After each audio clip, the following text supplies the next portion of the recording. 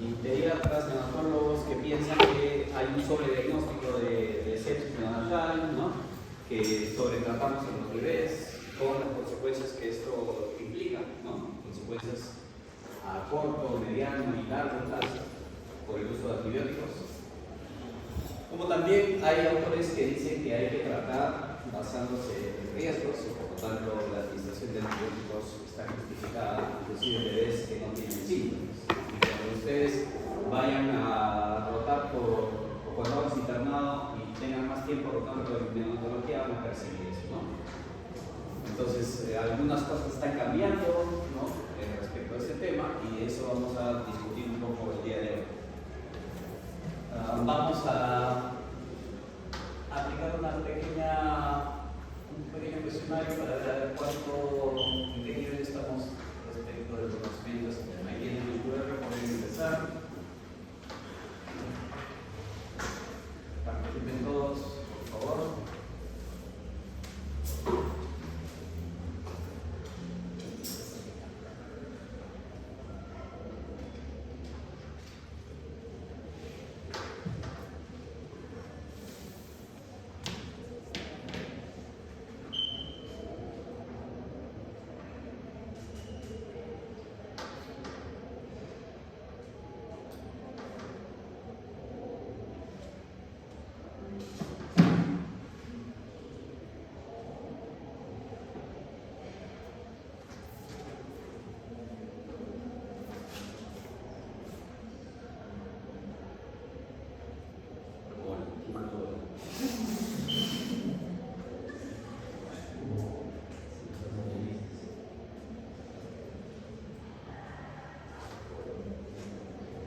Ok, bien, ¿no? Están nombrando ahí varios de los factores de riesgo relevantes para la probabilidad de sepsis, ¿no? Prematuridad, ruptura prematura de membranas, poliomelitis, procedimientos invasivos, Apgar bajo, fiebre interna, parto prolongados, sexo masculino.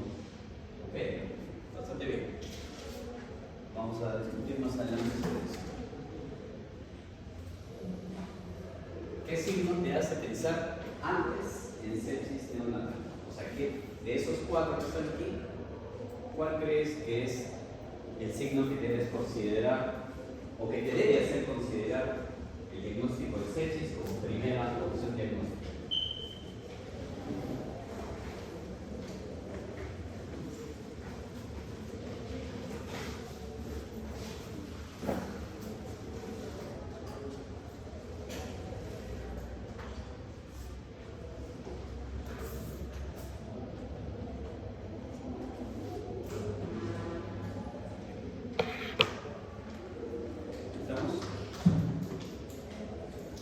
Bien, eso lo habíamos conversado un poco, ¿no? Lo tocamos de refilón cuando hablamos de termorregulación en el neonato y dijimos que la inestabilidad térmica era un signo inequívoco de sepsis, ¿no? Bien.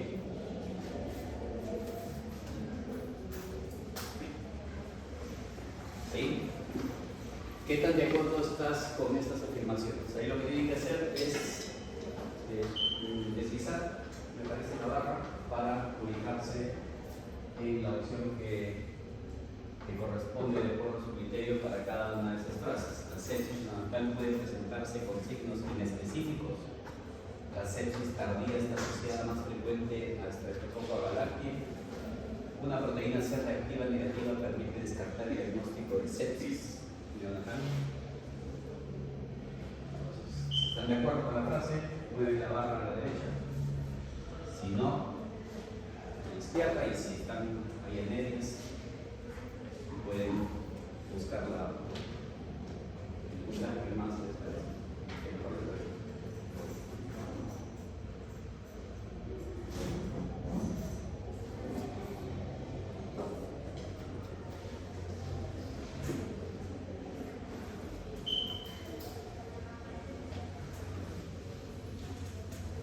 Ok, bien, ¿no? La sepsis neonatal puede presentarse con signos inespecíficos, ¿sí? No hay ningún signo patognomónico de sepsis neonatal. La sepsis tardía está asociada más frecuentemente a Streptococcus agalactiae. No, como vamos a ver, este germen está más frecuentemente asociado a la sepsis Y una proteína C reactiva negativa permite descartar el diagnóstico de sepsis, no, porque es un biomarcador que no es específico. ¿Okay? Pero hasta ahí vamos bastante bien.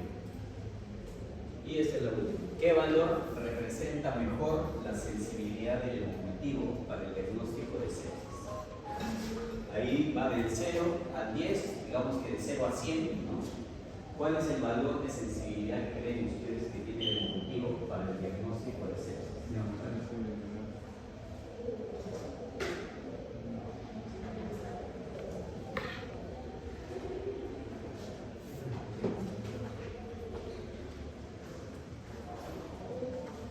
Ya les voy adelantando que el objetivo es el gol estándar para el diagnóstico de sepsis neonatal, ¿no?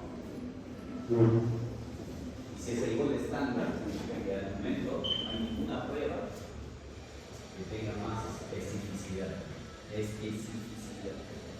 Y yo le estoy preguntando sobre sensibilidad. Ok. Ahí sí fallaron, ¿no? La mayoría ha dicho que 100%, ¿no? Representa mejor la sensibilidad, ¿no? Y para hacer neonatal, como vamos a ver más adelante, en los mejores hospitales, el 30% de sensibilidad. O sea, de cada 100 niños que tienen sepsis, solo el 30% o 30 de ellos van a dar un ejecutivo positivo.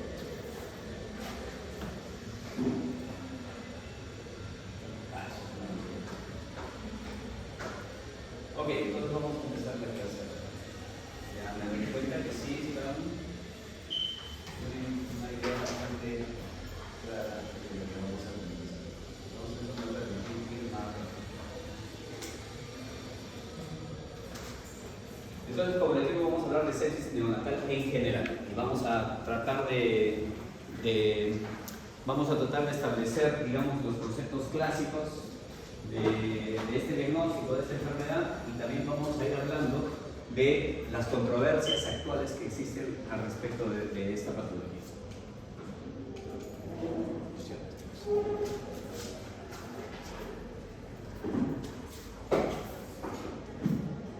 Entonces, partamos por la definición. Yo les he puesto ahí la definición que es clásica en la mayoría de textos, ¿no? Que es un síndrome clínico caracterizado por la respuesta inflamatoria sistémica desregulada ante una infección que ocurre dentro de los primeros 28 días de vida. Es una condición amenazante a la vida y se asocia con la presencia de gérmenes en el torrente sanguíneo y otros fluidos usualmente estériles, por ejemplo, líquido cefalorraquídeo u orina, ¿no? Donde estos gérmenes se multiplican y donde liberan citoquinas que desencadenan esta cascada inflamatoria. Es un concepto bonito, ¿no? Pero que en la práctica es difícil de aplicar.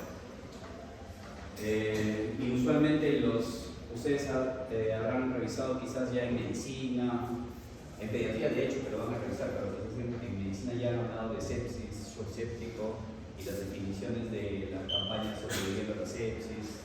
¿Saben de qué hablo? Y entonces ustedes saben de que hay una serie de scores, ¿no? Como el SOFA, ¿no? Que te permite hacer un diagnóstico rápido de sepsis, ¿no? Utilizando una serie de criterios clínicos y laboratoriales.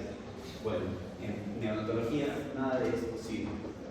No se ha demostrado que estos scores de definición de sepsis tengan validez. Por lo tanto, ahí se nos surgen los problemas de los cuales vamos a hablar. Pero aquí, ¿qué tenemos que rescatar? Que, uno, hay una infección importante que pone en riesgo la vida y que esta infección va a ocurrir dentro de los primeros 28 días de vida.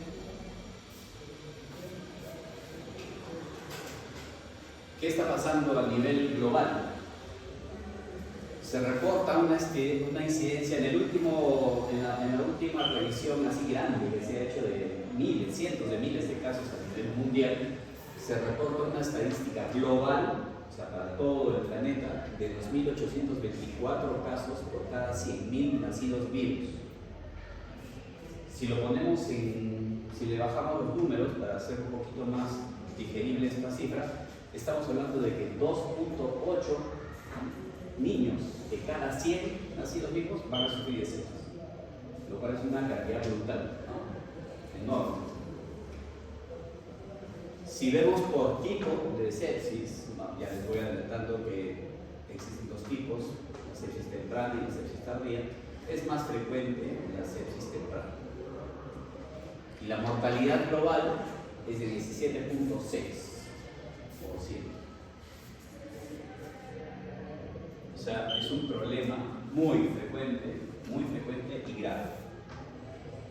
Sin embargo, existen inequidades a nivel mundial e inclusive dentro de nuestro propio país, ¿no?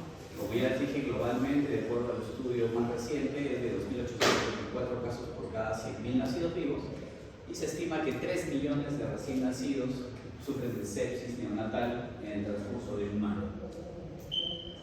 Sin embargo, si lo vemos por países, por niveles de ingresos de los países, vamos a ver que los países más desarrollados tienen tasas muy bajas, ¿no? Miren, este es el Reino Unido, Estados Unidos, 6 a 8 casos por cada 1.000 nacidos vivos, mientras que en el sur de Asia, estamos hablando de la India, Pakistán, Afganistán, 15.8 casos por cada 1.000 nacidos vivos, y en el África subsahariana es bastante variable, pero puede llegar hasta 23 casos por cada 1.000 nacidos vivos. O sea, hay una gran disparidad en la incidencia de esta enfermedad en el mundo dependiendo del nivel de ingreso del país, ¿no? Y esto obviamente tiene que ver con la capacidad de los servicios de salud de prestar una atención adecuada, ¿no? ¿Qué está pasando en el Perú? Lamento decirles que en el Perú no hay datos muy confiables, ¿no? El dato más confiable y grande que encontré fue del Hospital Nacional 2 de Mayo del año 2016, donde el trabajo de investigación decía que sepsis confirmada por cultivo, es decir, sepsis donde se encontró un cultivo de sangre, de líquido cefalorraquídeo o de orina positivo, es de 2.98 casos por cada 1.000 nacidos vivos. Pero si vemos el diagnóstico de sepsis clínica no confirmada, es decir, ¿qué es la sepsis clínica no confirmada? El bebé tiene algunos síntomas que pueden ser atribuibles a la sepsis, pero sus cultivos de sangre, de líquido cefalorraquídeo, de orina están negativos. Esto, miren cómo sube a 67.08 casos por cada 1.000 nacidos. ¿Se puede confiar en esos datos? Con mucha dificultad. ¿Okay? Entonces, no tenemos realmente. En la maternidad me parece que hay otro estudio donde dice que hay entre más o menos 8 casos por cada 1.000 nacidos vivos, pero esto también corresponde a sepsis confirmada laboratorialmente, ¿no? Entonces, las incidencias varían mucho respecto de cuál es la definición que se usa para determinar el caso del estudio, y eso nos hace imposible comparar los datos a nivel regional, nacional. En Tacna no hay datos creíbles, al menos que yo haya podido escuchar.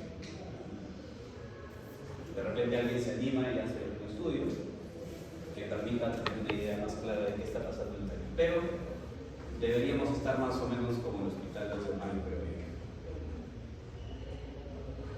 Aquí pueden ver una mapa de la distribución, de cómo se distribuye la morbilidad por sepsis, ¿no? Y mientras más rojo es donde hay más casos, como les dije, India, Pakistán, ¿no? Y donde es más claro el color es porque hay menos sepsis, o no hay información creíble, ¿no? Miren, nosotros estamos pintados de más o menos gris, ¿no? El problema, ¿dónde está? La África subsahariana y el Asia, ¿no?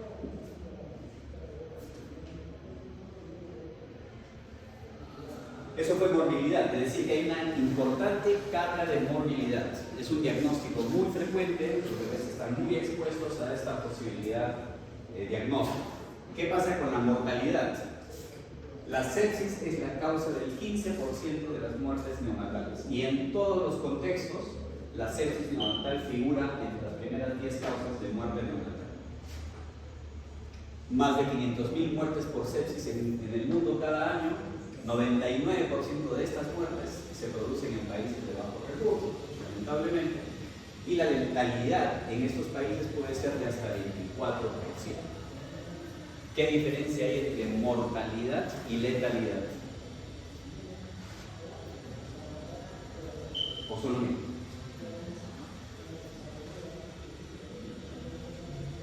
A ver, ¿quién me dice? ¿Qué diferencia hay entre mortalidad y letalidad?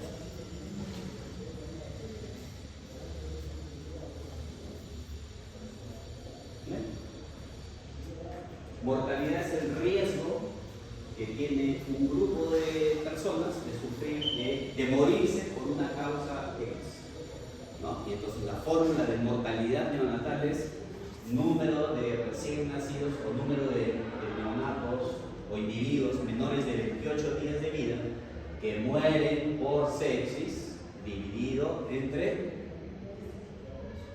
total de nacidos vivos por 1000. Es decir, esa tasa te va a medir todos los bebitos que nacen, qué riesgo tienen de morir por sepsis. ¿Sí? Y letalidad es de todos los niños diagnosticados por sepsis, ¿cuántos van a morir? ¿Entendieron la diferencia? Entonces la letalidad es del 24% en algunos países.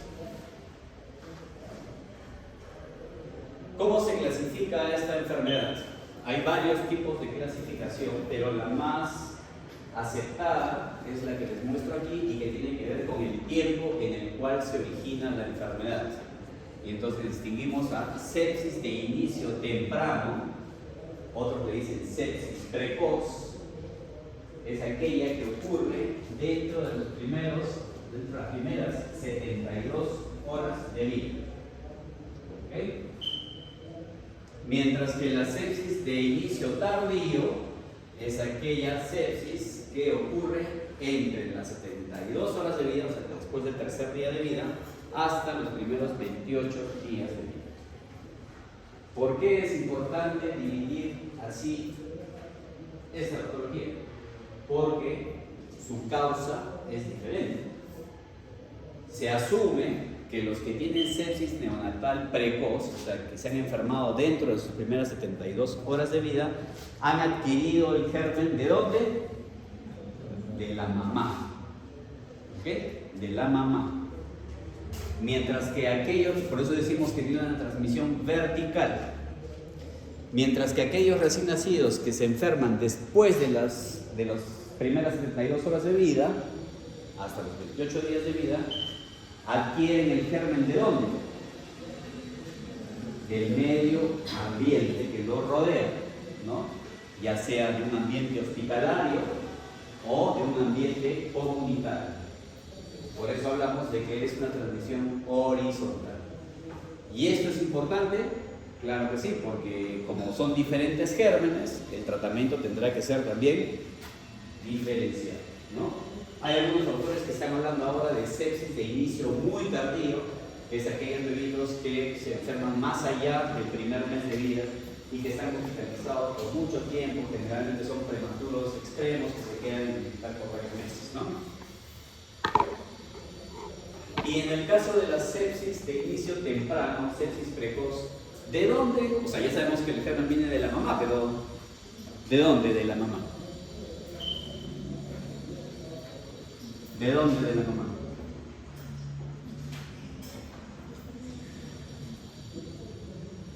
¿De dónde de la mamá? Del canal vaginal. De la mucosa vaginal, claro. ¿De dónde más puede ser? Meconio. ¿Ah? Meconio. El meconio, no, el meconio no es de la mamá, el meconio es del bebé. De la sangre de la mamá. O sea, si la mamá tiene sepsis, ¿no? Porque si hay un germen en la sangre de la mamá tiene sepsis. No, puede ser, pero no es lo más frecuente. ¿De dónde más? De la vía urinaria. Puede ser, medio controversial, pero puede ser. ¿De dónde más? De algo que comparten la mamá y su hijo, y su feto. ¿Ah? Cordón umbilical. ¿A dónde llega el cordón umbilical? ¿O de dónde sale el cordón umbilical? placenta, de la placenta y las centrífugas del bebé, ¿no? ¿Ok? Y ya, en el caso de la cardea, los gérmenes vienen del medio ambiente, ¿no? O del medio ambiente que rodea al bebé. Pero ¿y cómo ingresa ese germen al bebé?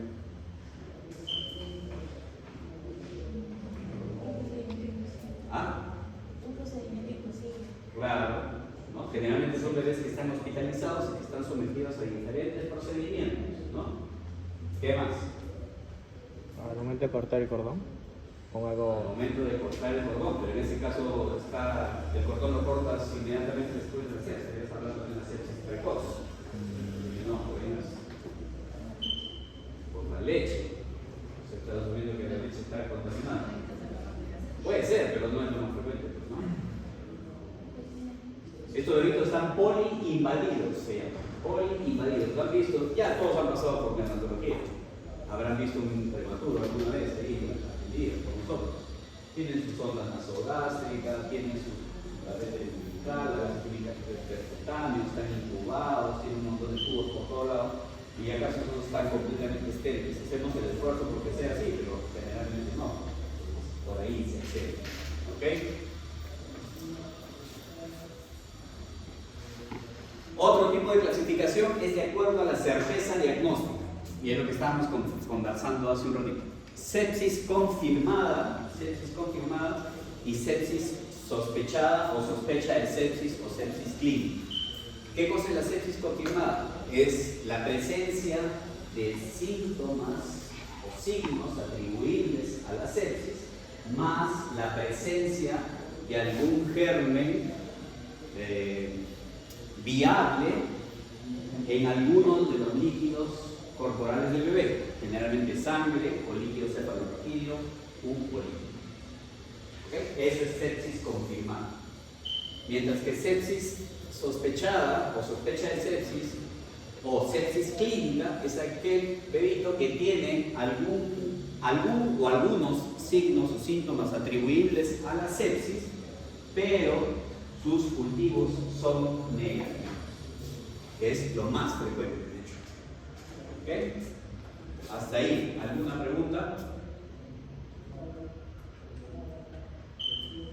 Según la gravedad, tenemos sepsis, que de hecho ya es una respuesta inflamatoria, como les dije, desregulada, porque se acompaña de la disfunción de algunos órganos y que pone en riesgo la vida del bebé. Pero si es que este proceso sigue su curso, sigue su progresión, va a ocurrir lo que se llama shock séptico, que es lo mismo que lo anterior, pero con una hipotensión persistente a pesar del manejo con fluidos. El bebé comienza a tener signos de hipoperfusión, le pasas bolos de cloruro, ¿no? Y el bebé sigue hipoperfundido.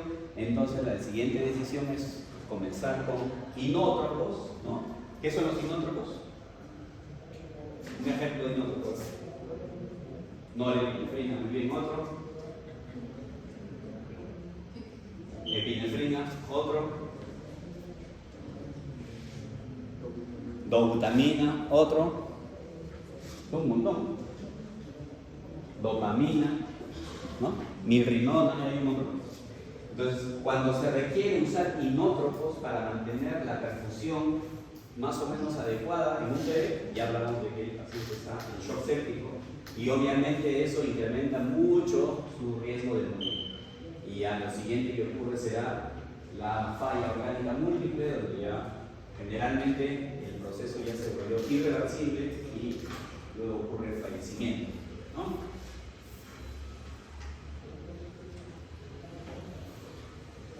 Ahora, eso es lo que hasta este momento solemos manejar.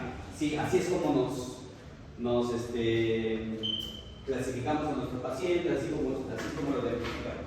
Pero les dije que hay bastantes controversias actualmente respecto de ese tipo de clasificación, ¿no?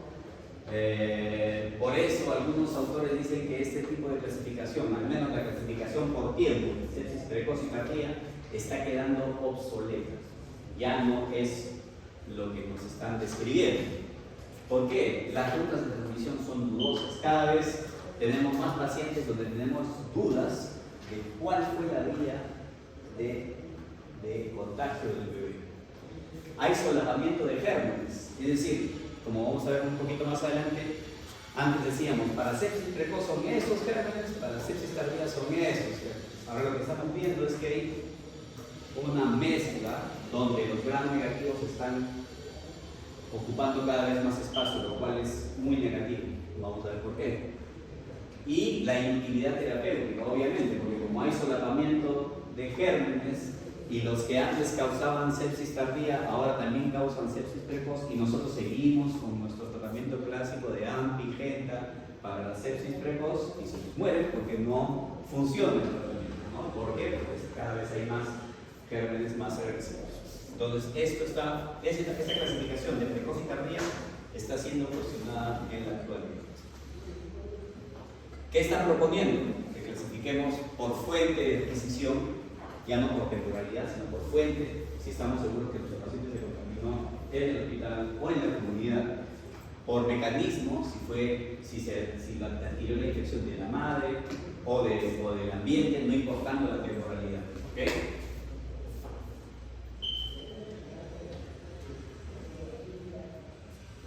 Pero como todo esto todavía está en discusión, vamos a seguir trabajando con lo que ya teníamos bien establecido, ¿no? Para determinar la etiología de la sepsis. Y como ven ahí en la tablita está la sepsis de transmisión vertical, es decir, la sepsis en la que la fuente de contagio parece ser la madre, tiene un grupo de gérmenes que está bien determinado, y en la lista el primero que aparece es el Streptococcus agalácticos. El Streptococcus agalácticos. ¿Qué particularidad tiene este Streptococcus? Tiene la particularidad de que es capaz de colonizar el recto y la vagina de las mujeres. Por lo tanto, el bebé cuando pasa por el canal vaginal puede adquirir esta bacteria y sufrir de la enfermedad.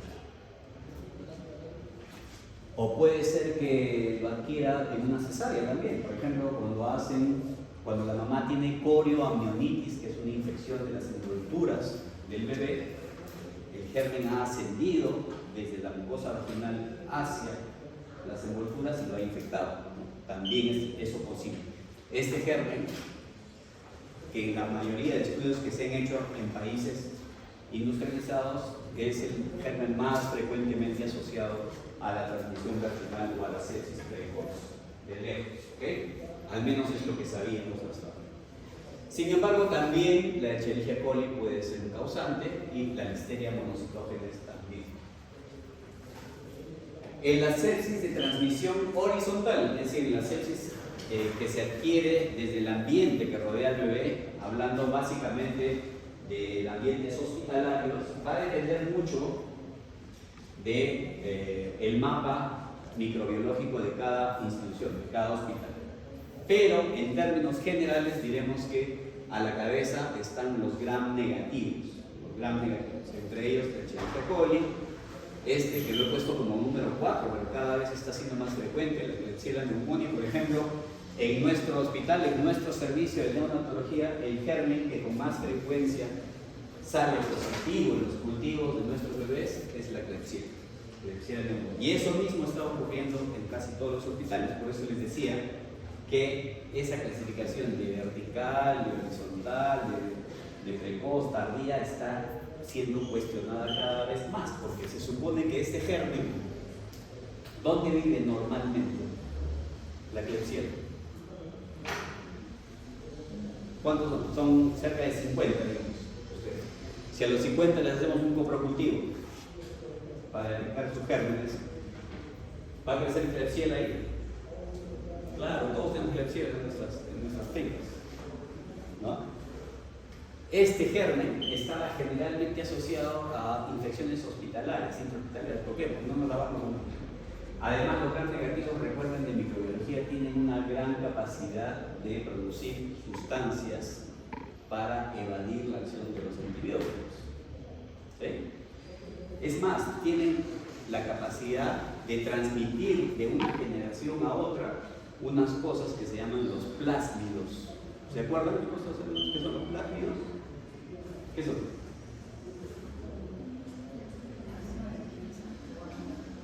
Pero ¿cómo quieren?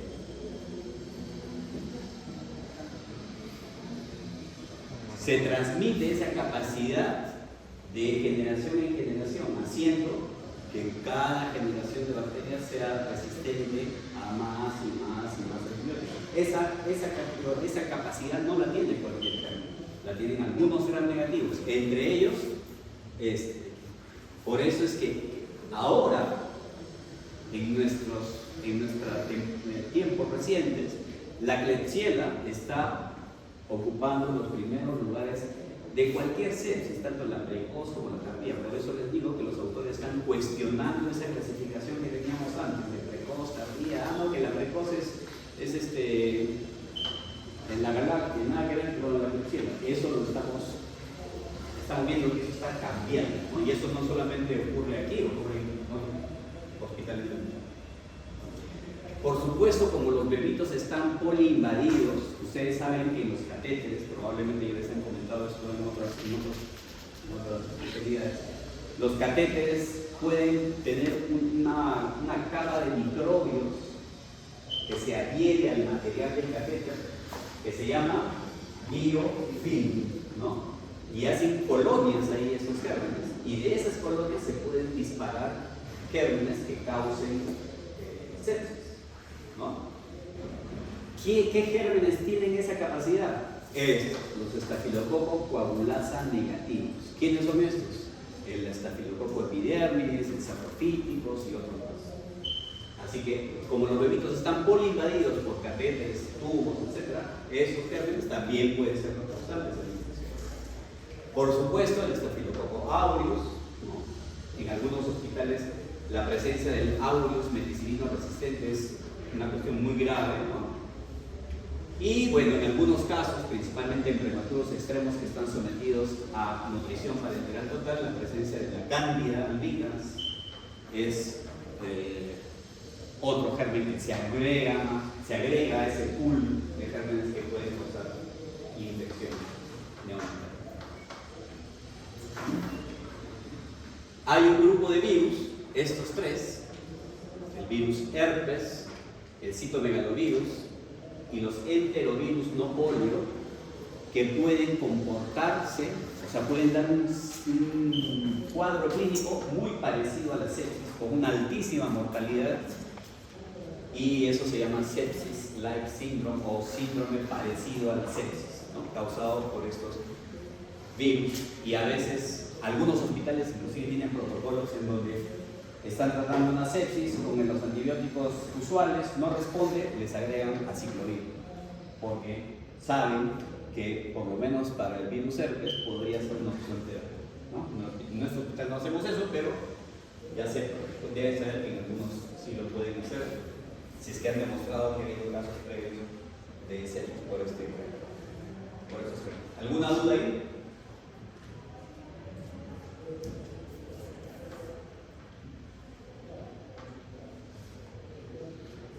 Aquí en las controversias de las cuales ya estábamos conversando, ¿no? En los países de bajos recursos no hay mayor diferencia entre los gérmenes que causan la sepsis de inicio temprano y tardía. Parece que la translocación bacteriana desde el intestino del recién nacido tiene más importancia, y esta colonización bacteriana puede ocurrir a tempranas horas, principalmente cuando están hospitalizados en salas de cuidados intensivos. Y también una falta de consenso en la definición de sepsis, lo que dificulta la comparación de datos epidemiológicos y reportes de patógenos. En nuestro hospital, como les digo, miren, yo cuántos años que trabajo en el hospital, y así con total veracidad les digo, nunca he visto un cultivo positivo para Streptococcus galegre, a pesar de que dicen que es el más frecuente. ¿Qué sale en nuestro hospital? Klebsiella, E. coli, Proteus, son los gérmenes que con más frecuencia, enterococos, ¿no? ¿Se acuerdan el caso que les mostré en termorregulación? De ese bebito que tenía la necrosis de grasa parda, su cultivo salió positivo para enterococo, y ese bebito sea, si tuvo una sepsis fue de inicio precoz, porque se puso mal inmediatamente después de nacer. Entonces, yo sí creo que nuestro hospital, por ejemplo, es un claro ejemplo de lo que están reportando los demás. Hay un solapamiento y un traslape de los gérmenes y no se cumple necesariamente lo que se dice en la teoría. Todos los bebés están en riesgo de sufrir sepsis, claro, pero hay algunos que lo hacen, tienen ese riesgo incrementado, ¿no? Y son aquellos bebitos que tienen algunos criterios o factores que los hacen más susceptibles de sufrir la enfermedad. A esos factores los llamamos factores de riesgo, ¿no? Factores de riesgo.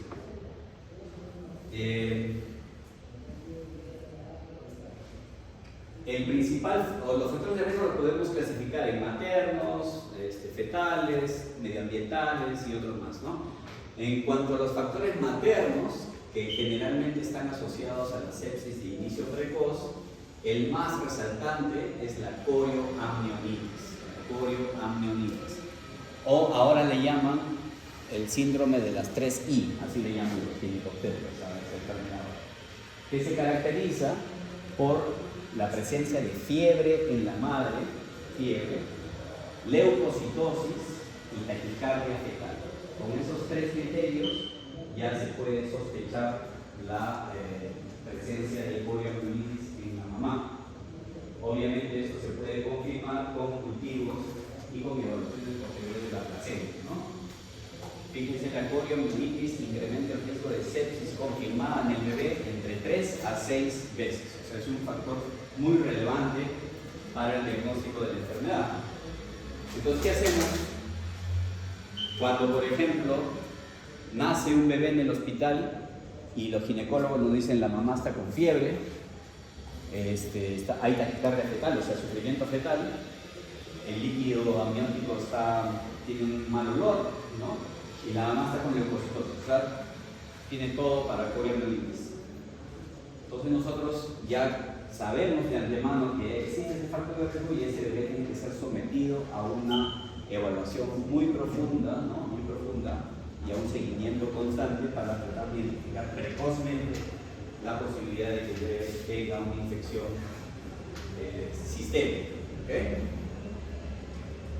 La ruptura prematura de membranas. ¿Qué cosa es la ruptura prematura de membranas? Es cuando las bolsas se rompen antes de que se produzca el parto, mucho antes de que se produzca el parto, o antes de que se complete la dilatación. Es un problema que ustedes no hayan hecho obstetricia, ¿no? Deberían ustedes hacer pediatría después de la obstetricia para tener una mejor idea. Pero cuando se produce el trabajo de parto, las contracciones uterinas hacen que el cuello uterino se borre. ¿Han escuchado hablar de ese término? El borramiento del cuello uterino. O sea, el cuello tiene una longitud que va disminuyendo y el orificio del cuello uterino se va abriendo, ¿no? Y los ginecólogos, mediante el tacto vaginal, pueden determinar cuál es la dilatación que tiene la mamá, ¿no? Y dicen, ya tienen una dilatación de 2 centímetros, 4, 6, 8, 10, 12, ya se produce el parto. Entonces, generalmente las bolsas se rompen cuando el borramiento y la apertura del orificio del cuello uterino se ha completado. Ahí se rompen las bolsas, sale el líquido amniótico y comienza el descenso del bebé por el canal vaginal, ¿no? ¿En qué consiste la ruptura prematura de membranas?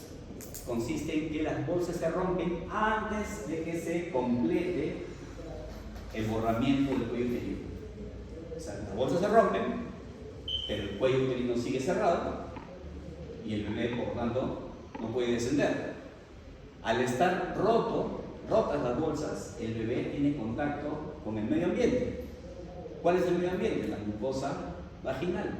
¿Y quién vive en la mucosa vaginal, hemos dicho? El agaláctico, ¿no? Entonces, la ruptura prematura de membranas prolongada, que dura más de 18 horas, es un factor de riesgo para sepsis neonatal precoz. ¿Entendieron? Si es mayor de 18 horas y además se asocia a corioamnionitis, el riesgo se incrementa en 8 veces. colonización por estreptococo del grupo B. En algunos países, principalmente países industrializados, nuestros amigos ginecobstetras, a las mamás que están gestando, les hacen un cultivo de secreción de la mucosa rectal y de la mucosa vaginal. ¿Para qué hacen eso? Para tratar de identificar la presencia del estreptococo.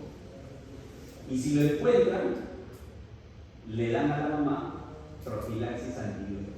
¿Qué antibiótico le dan? Ampicilina oral de corrección. Con eso, ¿qué han logrado? Disminuir las tasas de sepsis precoz. Útil, súper útil. ¿Aquí lo hacen los ginecobstetras? No. No sé por qué, porque es súper fácil hacer eso. Cuando hagan ginecobstetricia, pregunten, doctor, ¿por qué no hacen cultivos de secreción para identificar si la mamá está colonizada? Si la mamá está colonizada, es un factor de riesgo para sepsis neonatal. Fiebre perinatal, es decir, si la mamá está con fiebre, obviamente, si está con fiebre, es probable que haya un germen circulando por ahí y que el bebé esté expuesto. Procedimientos obstétricos, por ejemplo, el tacto vaginal frecuente. Yo les dije que los ginecólogos hacen tacto en las gestantes, en las parturientas, para determinar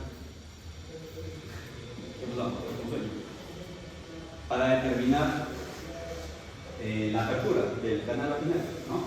Entonces, hacer tactos muy frecuentemente incrementan el riesgo, obviamente. Y bueno, otros tipos de procedimientos, ¿no? Pero los más importantes son estos 4 de. Factores de riesgo fetales. O sea, ¿qué condiciones propias del feto lo hacen más propenso para sufrir sepsis neonatal? A la cabeza y de lejos, el más importante es la edad gestacional. Como ya saben, y es completamente lógico pensar, mientras más pequeño, mientras menor edad gestacional tenga el feto, mayor riesgo de sepsis. ¿Por qué crees? Igual el peso, ¿no? El peso. Mientras menos peso tenga, más probabilidad de sufrir sepsis. Porque su sistema inmune es inmaduro. ¿Sí? Una causa. ¿Por qué más?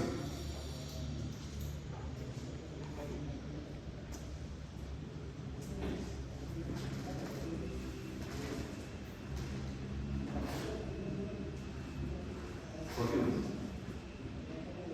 ¿Por qué más los prematuros están en más riesgo de sufrir sepsis?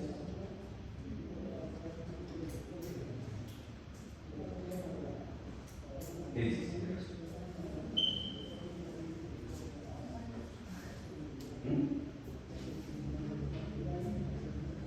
Están durmiendo ustedes. Hace rato les dije, ¿qué hacemos con los prematuros cuando nacen? Pues los intubamos, los bolseamos, le ponemos catéteres, le ponemos introducción parenteral. ¿Eso lo hace más propenso a sufrir sepsis? No, claro. Fíjate. La inmadurez biológica propia de la prematuridad, la asfixia perinatal, ¿no? Cuando el bebé está asfixiado, también pasa lo mismo. Líquido amniótico meconiano, porque es un signo de sufrimiento fetal. El sexo masculino, quién sabe por qué, pero si ustedes revisan factores de riesgo para cualquier enfermedad neonatal, en casi todas está el sexo masculino. O sea, los hombres, por lo menos en esa edad, somos más vulnerables que las mujeres. ¿En serio? Por acá. Y factores ambientales, que generalmente están asociados más a la sepsis de inicio tardío, los dispositivos invasivos, intervenciones médicas, protección parenteral, cuando les damos antibióticos. Eso es algo que tiene que meterse bien en la cabeza si alguno de ustedes va a ser pediatra o neonatólogo, ¿no? Porque a veces decimos, nos dicen, la mamá tenía poliomelitis y el bebito está bien, no tiene nada. Antibióticos, ¿no? Total, si está infectado, ahí tiene sus antibióticos. Hay estudios que dicen que cada día que el bebé está sometido a la administración de antibióticos de amplio espectro sin estar infectado, incrementa el riesgo de sufrir sepsis en 8%. O sea, en vez de ser algo que evite la enfermedad, lo pone en más riesgo de sufrir. Así que eso es un tema importante que hay que tener en cuenta, el uso inapropiado de antibióticos. ¿Por qué creen? Eso, resistencia, eso que está en la morfina. Prácticas de higiene, ¿no? El hacinamiento, por ejemplo, que tenemos en el hospital, lavado de manos, ¿no? Cosas en las que... Ok, estos son los factores de riesgo. Algunos factores de riesgo en el contexto geográfico, como nacer en un país de mediano o bajo ingreso, ¿no? Porque los partos no tienen asistencia profesional, hay acceso limitado a servicios de salud, hay un alto control de infecciones intrahospitalarias. Ok, cuadro clínico. Lo primero que tenemos que decir del cuadro clínico de un bebito con sepsis es que no hay ningún signo ni síntoma que sea patognomónico. ¿Qué significa patognomónico? ¿Qué significa? ¿Puede hacer una pregunta? ¿Qué significa que sea patognomónico?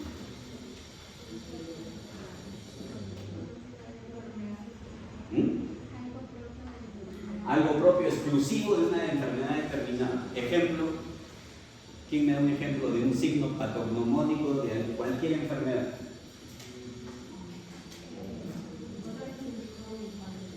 ¿Perdón? Es frecuente, pero no es patognomónico. Las manchas de Koplik. ¿Para qué enfermedad? Para sarampión. Las manchas de Koplik es un signo patognomónico del sarampión. Aparecen en las manchas antes de que aparezca el brote exantemático. Y si eres un buen médico, le miras el cachete por dentro, ves las manchas de Koplik, ya te ha hecho el diagnóstico. Les cuento un caso, ¿ya? Mi caso personal, y me voy a sincerar con ustedes. Cuando yo estaba en la universidad, estudiando medicina, en el primer año, yo vivía en una residencia estudiantil, un edificio de 7 pisos, un montón de mini departamentos, y en cada mini departamento vivíamos 3 o 4 estudiantes. Yo vivía con 3 compañeros. Entonces un día me levanto temprano, en ese tiempo no había internet, no había WhatsApp, no había nada. La única forma de comunicarse con mis padres era llamando por teléfono. Me levanté a las 5 de la mañana para ir a llamar por teléfono a mis papás. Es más, no había mi celular, había que ir a un punto de telefonía, ¿no? ¿Por qué te ríes? Entonces fui, llegué, pagué, era carísimo, pagué, hablé con mi mamá, yo estaba normal, ¿no? Hablé con mi mamá y mi mamá me dijo, ¿qué tienes? Yo, nada, estoy bien. ¿Algo te pasa? No tengo nada. Algo. 15 minutos tratando de convencerla de que no tenía, yo me sentía bien, pero ella decía que algo me pasaba. Total, que salgo de conversar por teléfono para regresarme a la residencia estudiantil y irme a la universidad, y en el ómnibus me comencé a sentir así medio mareado. Estaba medio mareado, así que la gente del ómnibus me miraba así como diciendo, este borracho, ¿no? ¿Qué hace? Total, que llego al departamento y sale mi compañero y me dice, oye, ¿qué tienes? Y dije, pucha, estoy loco, mi mamá. En ese momento ya me sentía medio mareado. Me tocó así hacer mi hijo y tienes un montón de fiebre. Y en cada edificio, en cada edificio había un pequeño consultorio médico. Entonces bajamos al consultorio y me atiende un médico, un muchacho, joven, y me dice que me toma la temperatura, está con 40 de temperatura, y me comienza a examinar y con un bajalenguas me abrió así el cachete. Abrió sus ojos así. No me dijo nada, se volvió a llamar por teléfono y me rompió una ambulancia. Yo decía, ¿qué pasa? Me subieron a la ambulancia y me hospitalizaron en el servicio de infectología de la universidad donde yo estudiaba. La Universidad de Ignacio es un hospital universitario. O sea, me aislaron, pues, porque vivía en un edificio estudiantil. Vivían cientos de estudiantes ahí. Yo nomás vivía con 3 más. Entonces el médico se dio cuenta de que eran las manchas de Koplik y dijo, este pata tiene sarampión, me va a contagiar todo el edificio. Por eso llamó al toque a la ambulancia con buen criterio y me hospitalizaron. 10 días hospitalizado, encerrado, no podía salir. Ahí tienen el ejemplo de un signo patognomónico, que son pocos los que hay en la medicina. Ese es un ejemplo para despertar. ¿Ya? En la sepsis no hay ningún signo que ni siquiera se le parezca a eso, ¿no? Cualquier cosa puede ser sepsis neonatal, ¿no? Entonces vamos a ver, ¿no? desde signos generales y termorregulación. Yo les dije la vez pasada que la inestabilidad térmica. ¿Qué cosa es inestabilidad térmica? Un bebito que puede estar frío, ¿no? lo metes a la incubadora, hace fiebre, lo sacas, hace hipotermia, ¿no? Esa inestabilidad térmica puede estar asociada a sepsis. Y se lo he marcado con rojo, porque estadísticamente la mayoría de bebés, o muchos de los bebés en los que se confirma sepsis, al menos la forma precoz, tienen inestabilidad térmica. O sea, es un signo muy frecuente. Los gringos le llaman a esto signos inequívocos de sepsis. O sea, poco probable, o mejor dicho, es lo primero que tienes que pensar ante un bebé con inestabilidad térmica es sepsis. Y la inestabilidad térmica puede ser fiebre o puede ser hipotérmica. ¿Cuál de las dos? La hipotermia es más frecuente que la fiebre. ¿Okay? Por eso se los he marcado así. Letargo, irritabilidad. Ayer, por ejemplo, los estudiantes que estuvieron conmigo en mi grupo pudimos ver un bebito, un prematuro, que yo les conté que estaba letárgico, soporoso, hipoactivo, ¿no? Es un bebito una prematura es una niña que no se movía. Yo le tomé una muestra para la glucosa, o sea, lo pinché, ni se movió, le tomé un AGA, ni se movió, le hice una punción lumbar, ni se movió, le hice un cateterismo vesical para tomar cultivo de orina. No. Entonces, ese bebé evidentemente estaba hipoactivo, ¿no? Estaba soporoso, letárgico, que puede ser un signo de encefalopatía, ¿no? Por el contrario, podría haber irritabilidad, bebitos muy irritables, llanto agudo, ¿no? O simplemente la mamá te dice: doctora, me parece que mi bebé tiene algo, no lo veo bien. No hay que subestimar ese dato que da la mamá. Manifestaciones respiratorias. Apnea. ¿Qué cosa es el apnea? ¿Perdón? Una pausa respiratoria. Ausencia de la respiración. Pausa respiratoria. ¿Ah? Eso. ¿Que solo es ausencia de respiración? Una pausa respiratoria. Periodo de pausa. Durante 20 segundos. ¿Qué más? Disminuye la saturación. ¿Qué más?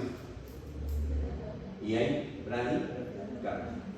¿Qué cosa es el apnea? Es la pausa respiratoria que dura al menos 20 segundos y que se acompaña de desaturación y o bradicardia. Eso es una apnea. En el ejemplo de ese bebito que les dije que estaba así soporoso, las enfermeras habían reportado varios episodios de apneas.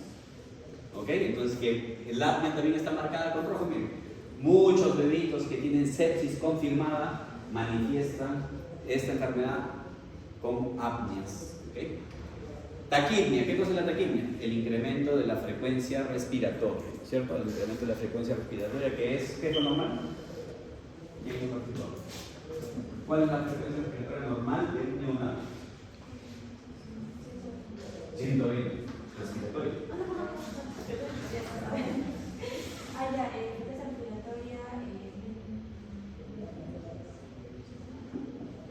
60, menos de 60, ¿no? Más de 60 ya está aquí, ¿no? Entonces, el incremento de la frecuencia respiratoria.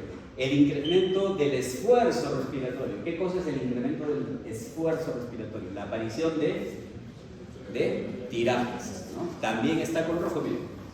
Y aquí tienen en una sola lámina los 3 signos o síntomas inequívocos de sepsis precoz.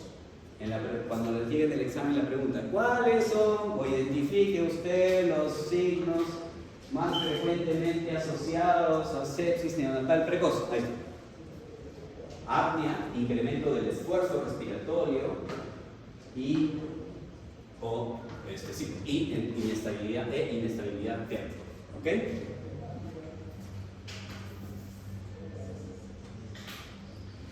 En el sistema cardiovascular vamos a ver taquicardia, puede haber bradicardia también. El llenado capilar puede estar prolongado, principalmente si es que el bebito ya está entrando en la fase de shock, ¿no?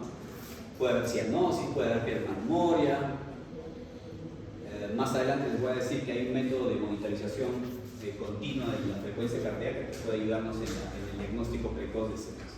Hallazgos gastrointestinales, dificultades en la alimentación, el bebé vomitó, enardecido, que se distendió de la panza, ¿no? Todos esos pueden ser signos de sexo.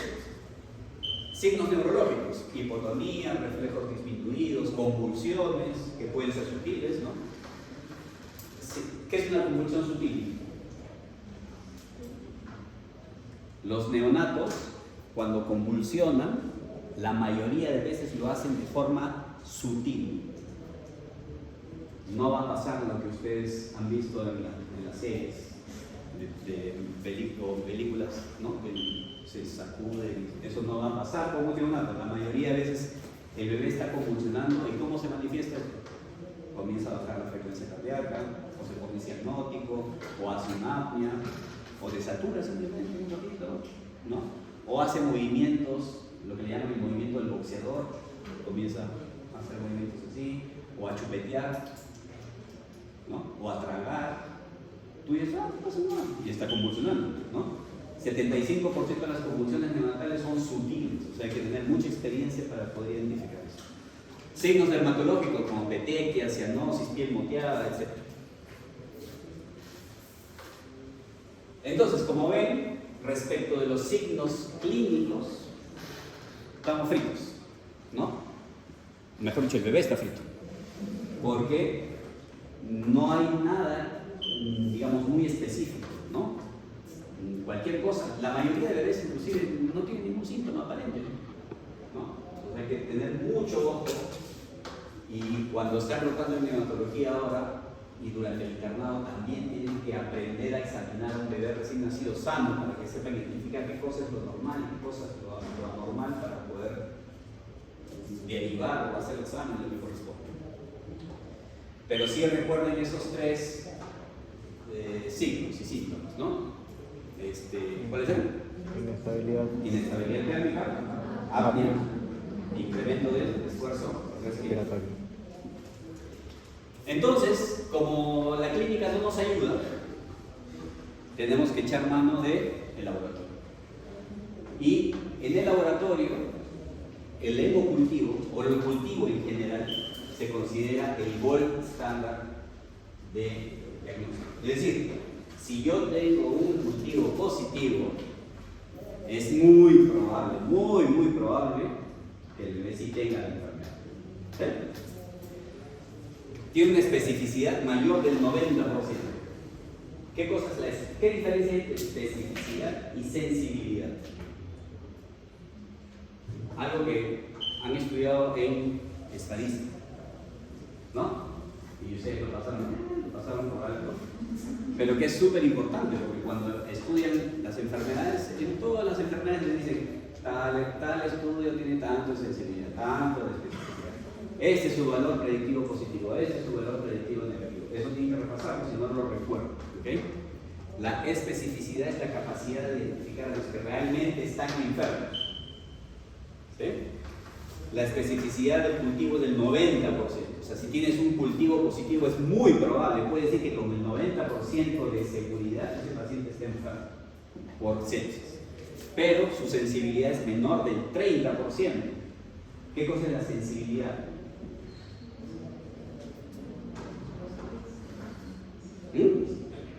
Es la capacidad de una prueba de...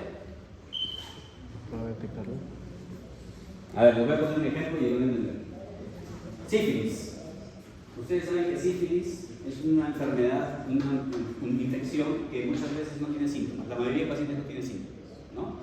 Para hacer el diagnóstico se le aplican pruebas diagnósticas. Las pruebas sifilíticas y las pruebas no sifilíticas. ¿Han escuchado hablar de eso? ¿Han hecho infectología? ¿Ya? ¿Ahí les dan un ejemplo? Tienen pruebas no sifilíticas y pruebas sifilíticas. Las pruebas no sifilíticas tienen una alta sensibilidad, pero tienen poca especificidad. Típico ejemplo de esas pruebas, BRR, RPR. ¿Qué cosa miden? Miden anticuerpos para una proteína, que me acabo de olvidar el nombre, miden reagina, miden el IgG contra la reagina. La reagina es una proteína del germen que causa sífilis. ¿Quién es? Treponema pallidum. ¿Okay? Si tú tienes anticuerpos positivos para reagina en tu sangre, BRL va a saltar positivo. Tienen una alta sensibilidad. Pero resulta que hay un montón de gente, aproximadamente el 8% de la población mundial, que tiene anticuerpos contra la reagina en su suero sin haber tenido síntomas nunca en su vida. Entonces, si yo les paso una prueba a toditos de RPR o BRL, algunos de ustedes van a salir positivos, ¿no? Porque tienen anticuerpos contra la reagina. ¿Puedo decir que son sifilíticos? No, porque hay una alta tasa de falsos positivos. ¿Por qué? Porque hay gente que normalmente tiene esa prueba positiva en su sangre sin que tengan enfermedad. Eso se llama sensibilidad de la prueba, la capacidad de la prueba de detectar a todos los positivos, no importa si son falsos o verdaderos, todos los positivos entran a un mismo saco. Por eso se usan como pruebas de tamiz. Ahora, si yo soy un buen médico y quiero hacer un buen diagnóstico, a esos que les salió positiva la prueba, les aplico una prueba con alta especificidad, es decir, que me discrimine a los que realmente están enfermos y me saque a los que no están. En la sífilis, esas son las pruebas sifilíticas. ¿Cuáles son esas? FTA-APS, que también mide inmunoglobulina G, pero a una proteína mucho más específica de la bacteria. Puedo hacer, por ejemplo, una PCR, o sea, una reacción en cadena de la polimerasa para detectar genes. Puedo hacer una microscopía en campo oscuro para detectar con inmunofluorescencia, para detectar el germen en sí. ¿Me entendieron la diferencia? Entonces, la sensibilidad es muy baja, pero tiene una alta especificidad. Ahora, también hay que tener cuidado de cómo se obtienen los cultivos. La cantidad de sangre que se obtiene o que se debe obtener para cultivar puede tener efectos sobre la positividad de la prueba. Si yo recolecto muy poquita sangre, es más probable que la prueba salga falsamente negativa. Para ustedes que tienen 5 litros de sangre en su cuerpo, no pasa nada si me toman 10 mililitros, ¿no? Pero para un bebito que pesa 800 gramos, la diferencia de un mililitro de más o menos puede ser relevante. Entonces, lo mínimo que pedimos es un cultivo con 0.5 a 1 mililitro de sangre. Menos cantidad de sangre puede hacer que nuestro cultivo salga falsamente negativo. Si sospechas de sepsis tardía, dijimos que la sepsis tardía está asociada a la presencia de catéteres en prematuros, ¿no es cierto? Dijimos que en los catéteres puede haber biofilms de bacterias. Entonces tú puedes decir, oye, ¿y si la sepsis viene de ahí? ¿Cómo puedes saber eso? Tienes que tomarle 2 cultivos. Un cultivo por el catéter del cual sospechas y al mismo tiempo un cultivo de otra zona. Porque puede ser que si tomas solo del catéter crezca el germen que está en el biofilm, pero no es el causante de la sepsis. ¿Me entienden? Entonces tomamos de 2 sitios diferentes. Y bueno, hay otros criterios para saber si el cultivo que te salió es creíble, ¿no? Entre ellos el tiempo de positividad. Si tienes, generalmente los cultivos, los laboratorios reportan el resultado definitivo del cultivo al 5.º día del cultivo, ¿no? Y a veces los internos no saben esto, los internos son los encargados de hacer el seguimiento de los cultivos, ¿no? Y estás en el 4.º día de tratamiento y le dices, oye, interno, ¿dónde está el resultado del cultivo? Todavía no figura en la pantalla. Pero yo necesito saber, si es que ha crecido algo en el cultivo antes del 3.er día, es muy probable que lo que crece sea el causante de la sepsis. Más bien, si tengo algo un cultivo que estaba negativo 1.er día, negativo 2.º día, negativo 3.er día, positivo al 4.º día, es poco probable que ese germen sea el causante de la sepsis, es probable que sea contaminado la muestra. Por eso es importante saber cuánto tiempo ha transcurrido desde que se volvió positiva la prueba. O sea, como ven, el cultivo no es cualquier cosa, hay que saber interpretar. ¿Qué otras cosas se pueden cultivar? Líquido cefalorraquídeo, si sospechas que tu bebito con sepsis podría tener una meningoencefalitis, que es 30% de los bebitos con cultivos positivos de sangre tienen meningoencefalitis, o sea, tienes que hacerle un cultivo de líquido cefalorraquídeo, no hay que expulsar. Entonces también tiene su rol, ¿no? Y también se puede cultivar la orina, principalmente el sepsis cardíaco. Ok, entonces, ¿el cultivo ayuda o no ayuda? Un poquito, ¿no? Un poquito, pero no satisface nuestros requerimientos. Busquemos otra forma de diagnosticar, el hemograma, ¿no? El hemograma. A ver, ¿qué podemos ver en el hemograma? Podemos ver el número total de leucocitos, ¿no? ¿Cuál es el número total de leucocitos normales en un neonato en su primer día de vida?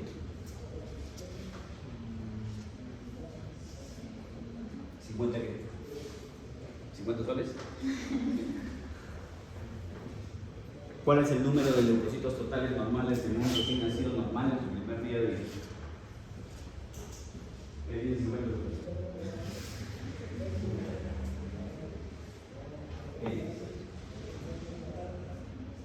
En el adulto, ¿cuántos son normales? ¿Ah? ¿Estamos felices? Ya, en el neonato puede ser hasta 30.000. ¿Ya? Pero, ojo, eso depende de la edad gestacional, del peso, de las horas de vida, es un dilema. Pero se considera que si el niño está infectado puede tener incremento de leucocitos o disminución de leucocitos. ¿Ah? Si el niño tiene sepsis, ¿qué esperarías encontrar en el número de leucocitos? ¿Van a aumentar? ¿Se van a quedar normales o van a disminuir? Disminuir. ¿Sí? ¿Todo tiene mejor?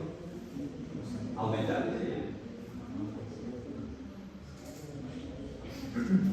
Bueno, lo lógico, en un adulto va a aumentar, ¿no? Ya, en el neonato prematuro va a disminuir. La leucopenia es un signo que se puede asociar a sepsis, principalmente de causa por gram negativos, ¿ok? Igual tiene baja especificidad, baja sensibilidad. En el bebito que les estoy diciendo que está hospitalizado y que nosotros estamos casi seguros que tiene sepsis porque es un prematuro de 34 semanas, pesa 1,660 kg, recibe NPT, ha estado intubado, tiene catéteres, ha tenido apnea, ha hecho hipotermia. ¿Tiene sepsis? Casi seguro. ¿Su hemograma está? Normal. Leucocitos normales. No ayuda. Ok, el conteo de leucocitos totales no ayuda mucho. Veamos si es que está con desvío izquierdo. ¿Qué cosa es el desvío izquierdo?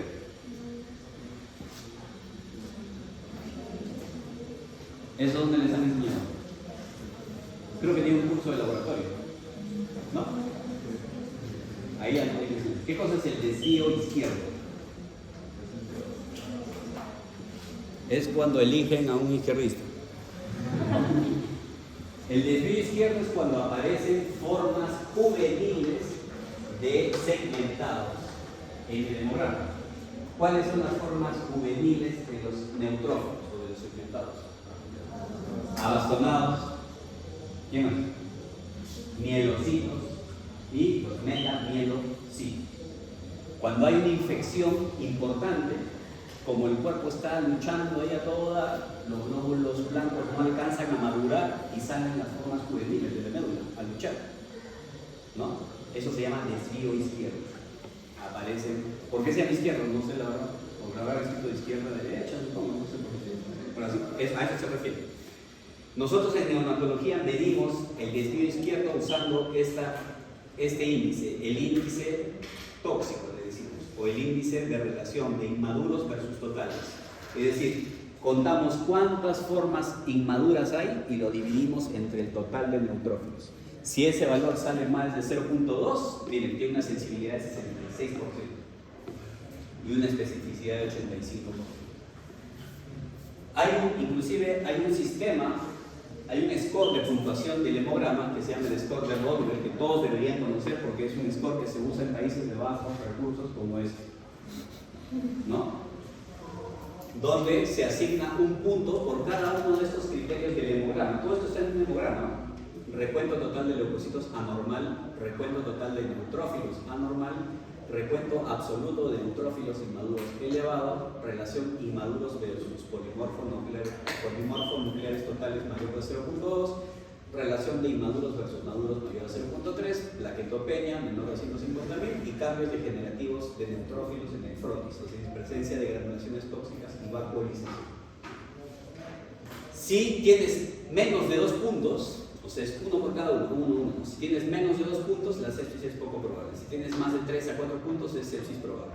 Tiene una especificidad del 96.7%, miren, una sensibilidad del 95%, un valor predictivo positivo del 26% y miren, un valor predictivo negativo del 100%.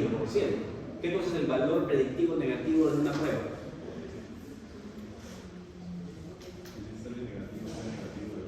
Si sale negativo es negativo de verdad. O sea, si sale negativo, ese paciente no tiene la enfermedad. Y es decir, si tu puntaje es menor de 2, tú puedes decir con 100% de probabilidad que la posibilidad de sepsis es muy baja. Entonces, ¿vale la pena usar este score de Rotwell? Claro, sí, tienen que saber usarlo. Entonces, el hemograma parece que, a no ser que tengas un score de Rotwell alto, parece que no te va a ayudar mucho tampoco. Usemos biomarcadores inflamatorios. La proteína C reactiva. ¿Qué cosa es la proteína C reactiva? ¿Qué hace la proteína C reactiva? ¿Quién produce la proteína C reactiva? El hígado produce la proteína C reactiva y participa en la opsonización de la cascada inmunitaria. ¿Qué cosa es la opsonización?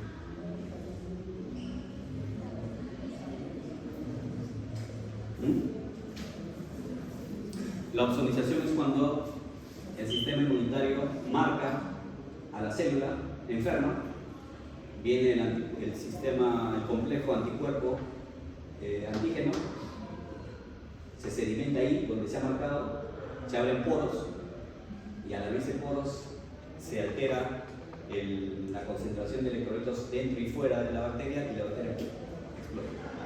Eso es la opsonización y ahí participa la proteína C reactiva que la produce el hígado. Por eso es que cuando hay infecciones bacterianas la proteína C reactiva se eleva.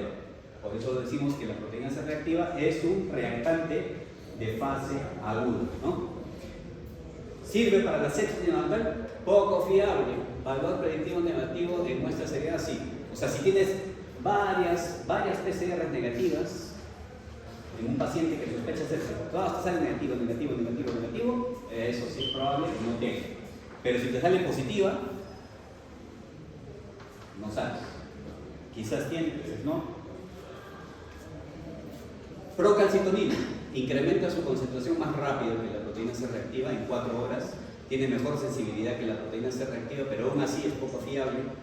Y el problema de estas dos es que hay un incremento de estas dos en forma fisiológica tras el nacimiento. O sea, el bebé nace y ya su proteína C reactiva y su procalcitonina están elevadas de por sí.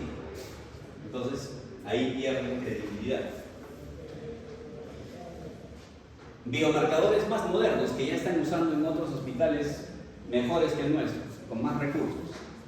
Presepsina se eleva temprano, miren, a las 2 horas de iniciar la infección, no se afecta por factores estresantes como el parto, es decir, no se va a elevar después del parto.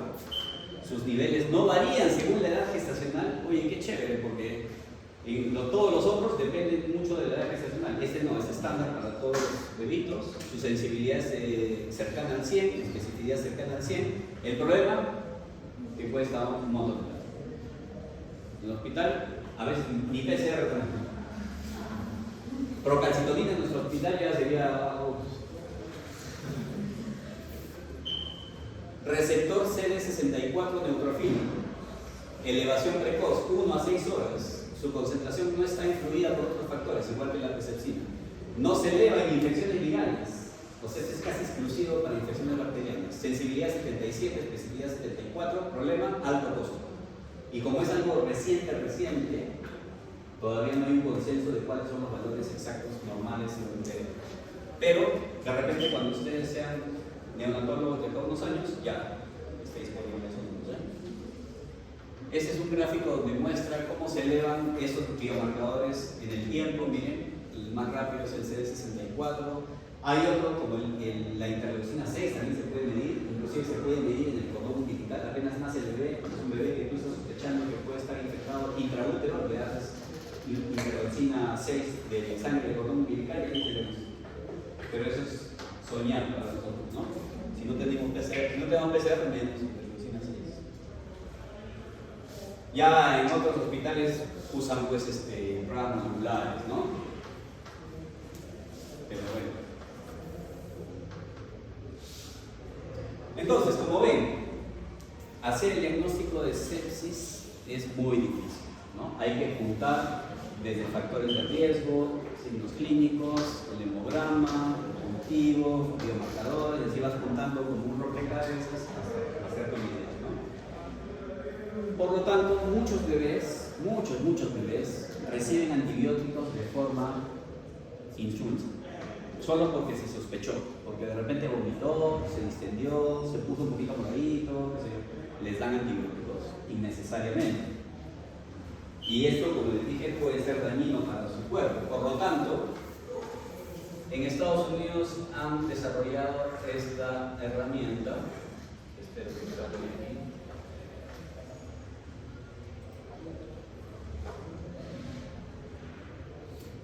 Ustedes saben que los gringos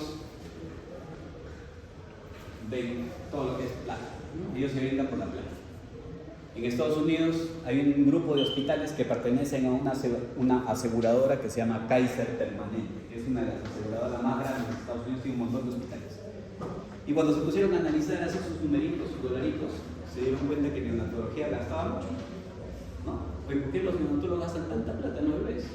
Y eran bebés que aparentemente no tenían nada, y era por la sepsis, ¿no? Por la sospecha de sepsis, todos les daban antibióticos.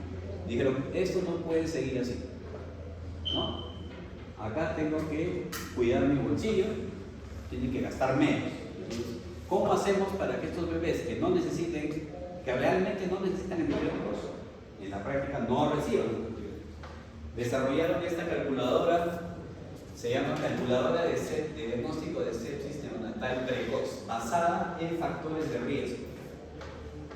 Entonces tú simplemente, el médico, inserta acá los datos en un paciente que sospecha sepsis, inserta los datos de factores de riesgo y la calculadora le va a estimar cuál es el riesgo que tiene ese bebé de sufrir sepsis. Miren, ¿qué factores de riesgo vienen acá? Vamos a ponerlo aquí. Primero tenemos que decirle cuál es la incidencia de sepsis en nuestro hospital. Digamos que estamos en el Perú, en Tacna, en el hospital UNAM, y nuestra incidencia de sepsis es desconocida, no sé cuándo es la tasa. Digamos que estamos pues en 2, estamos entre los peores. La edad gestacional, dijimos que la edad gestacional es un factor de riesgo importantísimo para el riesgo de sepsis. Digamos que es un bebito de, ¿cuánto tiene? 36 semanas. ¿Cuál fue la temperatura más alta materna? Porque dijimos que la fiebre es un factor de riesgo importante para sepsis. Digamos que la mamá de este bebé tenía fiebre. Tenía 38.5.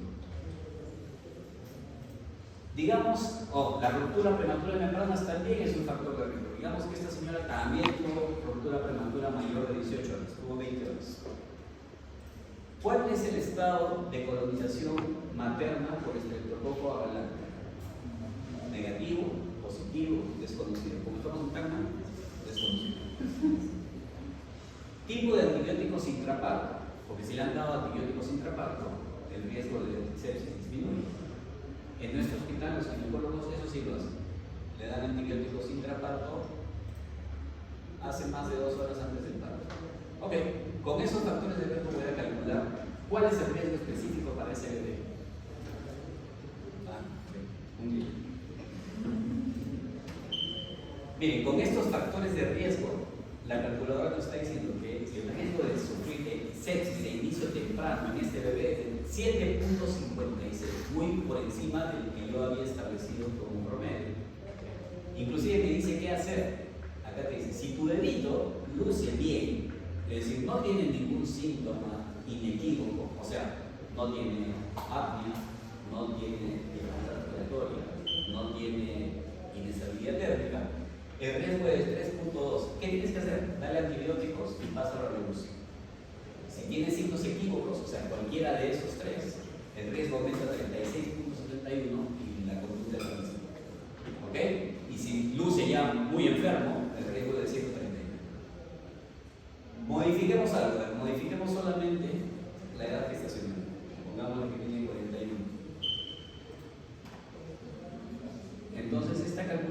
digamos que no han tenido fiebre. 36.3. Entonces esta calculadora va con solamente estableciendo los factores de riesgo de sepsis, te va diciendo cuál es la probabilidad de que tu paciente realmente esté enfermo.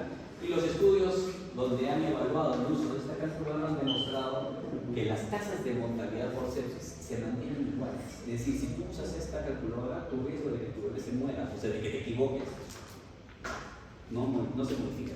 Pero lo que sí se modifica es el uso de antibióticos inapropiados. Pues los gringos están felices porque están ahorrando un montón de plata porque ya no dan tanto antibiótico. Y las mamás también porque sus bebitos ya no se hospitalizan con tanta frecuencia. Entonces, inclusive ya hay estudios de uso de esta calculadora para el contexto latinoamericano. En México hay varios estudios donde han demostrado que también sirve. En el Perú no he visto todavía ningún estudio que mida esto. ¿Okay? Por ahí quizás algunos de ustedes entiendan. ¿Qué otra cosa se puede hacer para predecir la posibilidad de sepsis en un neonato? El monitoreo de la variabilidad reducida de la frecuencia cardíaca y desaceleraciones transitorias en el electrocardiograma del monitor de la cabecera del niño. Eso se llama GIRO. ¿En qué consiste? Le pones un monitor, le pones electrodos y el corazón del bebé tiene que tener una variabilidad.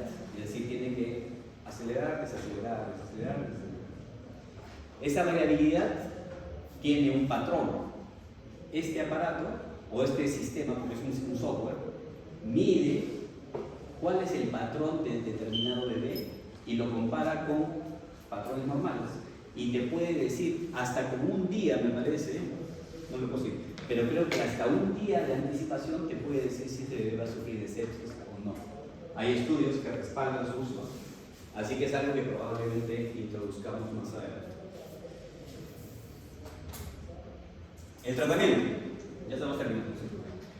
El tratamiento obviamente va a depender de cuál es el germen en el que sospechamos, ¿no? Lo que usualmente hacemos en pacientes que tienen sepsis precoz, en los que sospechamos que los causantes son el agalacte y probablemente la listeria o algún gram negativo como el coli, usamos esta combinación de ampicilina, gentamicina que tiene años de uso y que ya muchos están cuestionando, ¿no? Pero la seguimos usando. En el caso de la sepsis de inicio tardío, es decir, esa sepsis que se adquiere en ambientes intrahospitalarios, el tratamiento tiene que ser dirigido por nuestro mapa microbiológico. Es decir, nosotros, si yo trabajo en el hospital NAMA, yo tengo que saber cuáles son los gérmenes que con más frecuencia causan sepsis neonatal tardía en mi hospital. Y de acuerdo a eso voy a dar el tratamiento. Pero si no lo sé, usamos generalmente vancomicina con algún aminoglucósido o con carbapenema, ¿no? Porque esos gérmenes son generalmente resistentes. Obviamente, una vez que el cultivo sale positivo, si es que sale positivo, el cultivo va a salir con un antibiograma, es decir, el microbiólogo me va a decir, oye, ha crecido Klebsiella y esta Klebsiella es sensible, tiene esta sensibilidad, ¿no? Y me va a sacar la sensibilidad de diferentes antibióticos, entonces yo voy a poder hacer mi tratamiento mucho más dirigido a esa bacteria en particular. Si los cultivos son negativos y el bebé está estable, se debe suspender la antibiótico-terapia dentro de las primeras 48 a 72 horas. Por eso es tan importante la función del interno haciendo el seguimiento de los cultivos. Porque es súper fácil, cuando ustedes hagan su rotación de DNA, van a ver, es súper fácil. Todos somos campeones, todos los médicos somos campeones indicando antibióticos. ¡Puf! Toditos, ¿no? Doctor, la enfermera, doctor, el bebé saturó, ampicilina, ampigenta. Doctor, que se distendió la panza, ampigenta, ¿no? Todos los campeones, hasta de memoria no sabemos las dos. Pero en el momento de tomar la decisión de suspender los antibióticos, ahí es donde nadie quiere asumir responsabilidad. Dice, no, un día más, ¿no? Patean la responsabilidad al siguiente. Y eso no debe ser. 48 a 72 horas, si los cultivos son negativos, hay que desescalarse, ¿no? Porque eso incrementa los riesgos de daño por antibióticos. También hay controversia sobre el tiempo de uso de los antibióticos en el caso de que sean cultivos positivos. ¿Cuánto debemos tratar? ¿7 días, 10 días, 14 días, 21 días? Eso que a alguien se le ocurrió. ¿Se han puesto a pensar por qué el tratamiento debe durar 7 días? Cuando ustedes estén en su posta, en su centro de salud, y le sigue un niño con amigdalitis, está con fiebre, le faltan los ganglios, está grande, le ve la garganta y le pus, le van a indicar qué cosa le van a indicar. ¿Ah? ¿Lo vas a pinchar? No es malo. Algo para... ¿Qué jarabe le van a indicar? ¿Qué antibiótico oral le van a indicar? ¿Ah? Amoxicilina, ¿no? O ampicilina. ¿Cuántos días le van a indicar? Señora, 7 días, ¿no? 7 días tiene que ser, ni uno más ni uno menos. ¿Por qué 7 días? ¿A quién se le ocurrió que tenía que ser 7 días? ¿Se han puesto a pensar? A alguien, 2, repetimos. Ahora se está cuestionando eso. ¿Cuánto realmente tiene que ser? A mí cuando yo era residente me dijeron, si es sepsis con cultivo negativo, pero clínicamente hay signos, 7 días de antibióticos endovenosos. Bueno, 7 días. Si es sepsis con cultivo positivo, de 10 a 14 días. Y si es sepsis con meningoencefalitis, o sea, tiene un líquido cefalorraquídeo positivo, 21 días de detención. ¿Quién? ¿De dónde salió eso? Nadie sabe, ¿no? ¿A alguien se le ocurrió? Entonces eso está ahorita en discusión también. Además de los antibióticos, obviamente hay que darle un soporte hemodinámico, si es que el bebé está chocado hay que darle los opresores, ¿no? Hay que darle un soporte respiratorio, oxigenoterapia, ventilación mecánica si es necesario, hay que termorregular usando incubadoras, hay que nutrirlo bien, ¿no? Recuerden que la sepsis es un proceso catabólico, consume mucha energía, tienes que nutrir a ese bebé si no quieres que se te muera, ¿no? Si no tolera la vía oral, nutrición cardiovascular. Pronóstico. Las tasas de mortalidad varían mucho dependiendo de dónde se enferma el bebé. Si es un bebé que nace en Estados Unidos, en Canadá, en países industrializados, su riesgo de morir es de 3 a 4%. Si el bebé nació en la India, 24% de morir, riesgo de morir. El 99% de las muertes por sepsis neonatal ocurren en países en desarrollo, ya les dije. La mortalidad es mayor en sepsis precoz, 16.4, que en la sepsis tardía, 9.1. Factores de mal pronóstico: la mortalidad es inversamente proporcional a la edad gestacional y al peso al nacer, y los gram negativos y los hongos tienen más mortalidad que otros efectos. Secuelas: deterioro cognitivo, parálisis cerebral infantil. Generalmente nosotros asociamos la parálisis cerebral infantil con la asfixia perinatal, ¿no? Decimos, seguro se asfixió, la gran mayoría de veces no, la gran mayoría es por otros casos. Retardo global del desarrollo, hipoacusia, déficit visual, hidrocefalia, etc. Falla de Medro. ¿Qué cosa es la falla de Medro? Es medrar. Crecer. Falla de Medro es problemas en el crecimiento. Displasia bronco-pulmonar también. Ya ahí está. ¿Alguna pregunta? Pregunten, porque de verdad me he leído todos los 20 artículos para preparar la clase de hoy. Tenemos 2 minutos. ¿No? Bueno. La clase va a estar colgada en